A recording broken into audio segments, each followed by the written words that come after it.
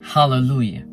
When we meditate on the life of David, we know that God regarded David as a man after his own heart. That means he was a God seeker, a God chaser. He loved God above all else. But when we think or when we meditate on his life, we begin to see that he's a man who has committed sin, a man who failed God, a man who was instrumental in the death of another. And yet God could speak of him and say that he's a man after mine own heart. Come on.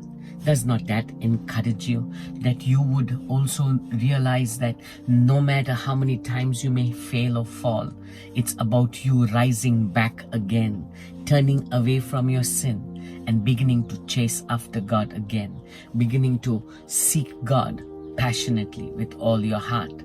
When we open up our Bibles to Psalms chapter 51, we see when David sinned, what was his heart? He says in Psalm 51 verse 1 onwards, he says, "Have mercy upon me, O God, according to thy loving kindness, according to the multitude of thy tender mercies, blot out my transgressions.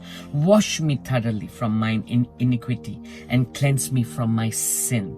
I acknowledge my transgression and my sin is ever before me." Now, being king, he's humbling himself.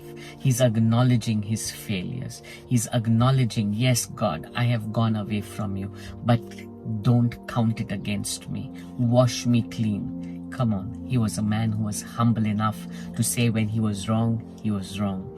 But not just there, he was also a man who said, "Take not thy spirit from me and cast me not away from thy presence." That means he knew the significance of God's presence. I want to encourage you right now that you too would be a God seeker, that you too would be a God chaser, that no matter how many times you may stumble and fall, look back to God, run back to God. One of the things about David was even when he lost everything, yet he did not turn away from God, yet he kept pursuing God.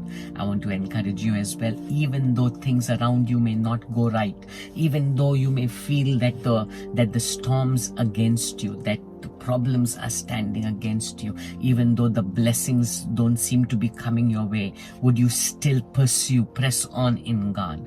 If you will, then I want to encourage you and tell you, then God too will say about you that he's a man after mine own heart, that you are passionately running after him.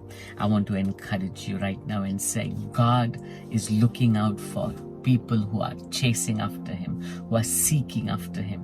And for such people, he withholds no good thing. David, he was restored. David was given a position as being king, from a shepherd boy to be king. Come on. You too would begin to see yourself rise back, rise to greater heights, if you too be a chaser of God, a God seeker. Come on. Press on in your walk with God, and you will never, never, never be disappointed. God bless you.